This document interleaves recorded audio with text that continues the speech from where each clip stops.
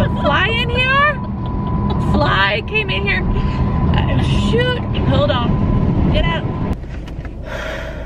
Okay, so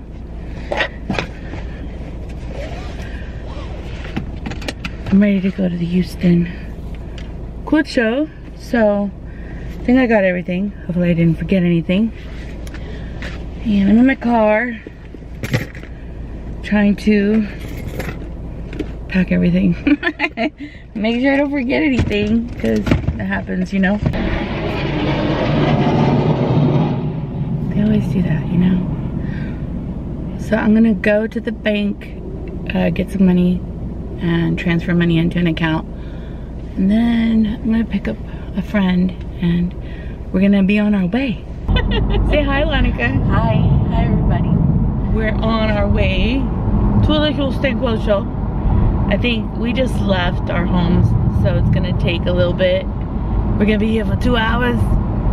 So we may do I forgot to bring that Q&A thing. That's okay, I'll have the questions. You have the questions? Okay.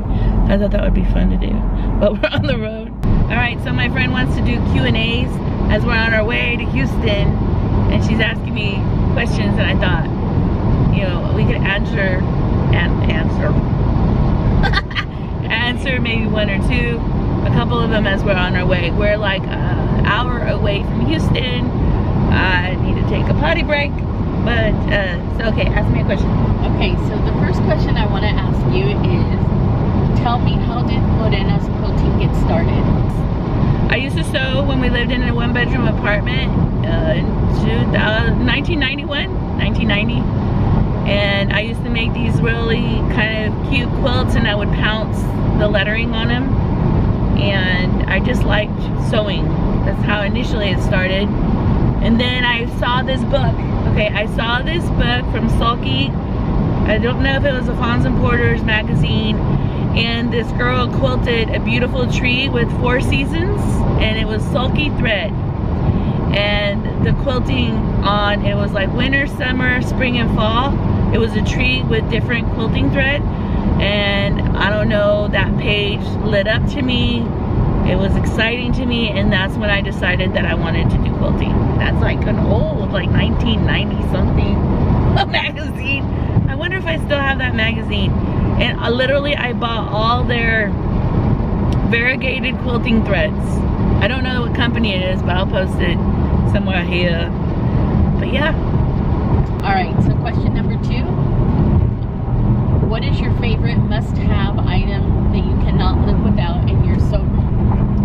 And it could only be one. Only one favorite item? My one favorite item are scissors. I know, because you can still cut fabric with them, and you can still, because if you can't cut fabric, you can't quilt, I guess, or you can't piece. You can hand piece it with the needle if you don't have a sewing machine.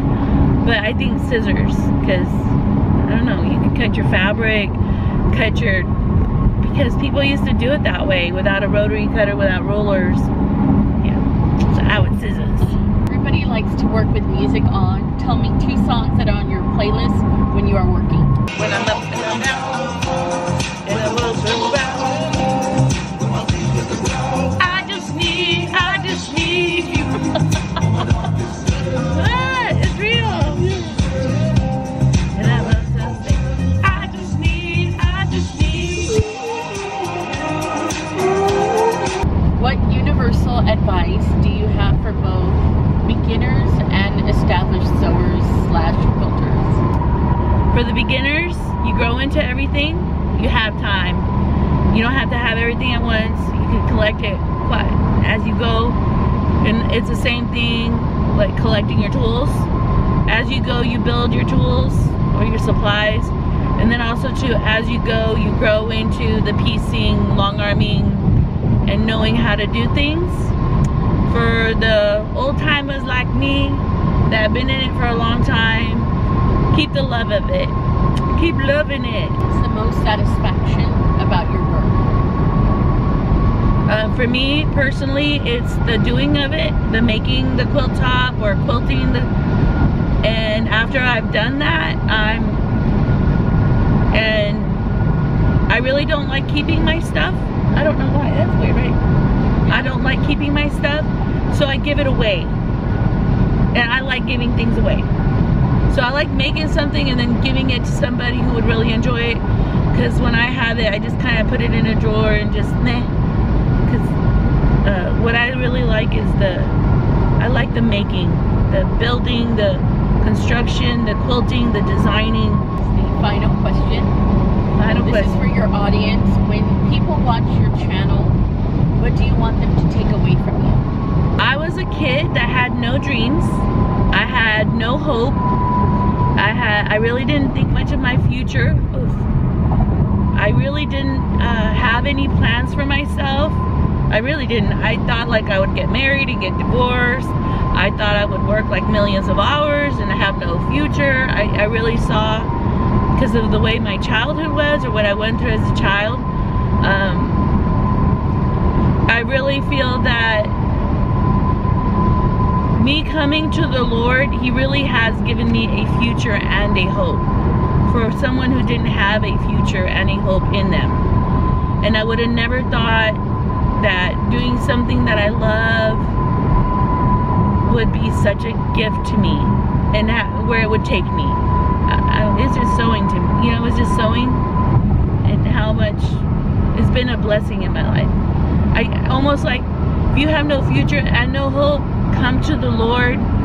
He'll give you a future and a hope, because He did for me.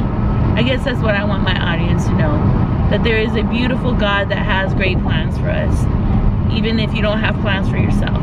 That's what I would like my audience to know, that anything could be possible for you with this wonderful God, with this Lord Jesus.